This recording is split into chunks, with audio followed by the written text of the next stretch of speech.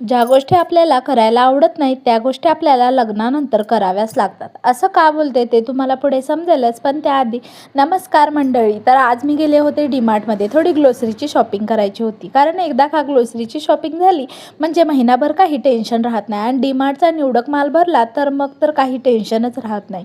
छान असा बाजार वगैरे करून आले आणि आता बघा माझ्या बहिणीची तब्येत बरी झाली आहे, त्यामुळे मी सासरी जाण्यासाठी निघाले होते.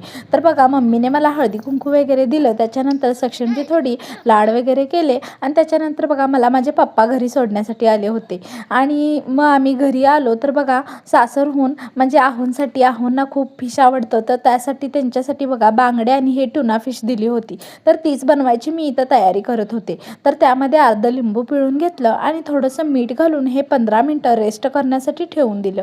असं केल्याने मासा खूप छान चवीला होतो. आणि त्याच्यानंतर बघा आपलं रेग्युलर कांदा, खोबरं, आलं, लसूण, कोथिंबीर, तीळ, जिरं जे काही वाटण असतं तेच वाटण बनवून घेतलं.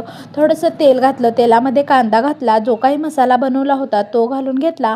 कांदा, लसूण मसाला, हळद, लाल तिखट घालून छान असं परतवून घेतलं.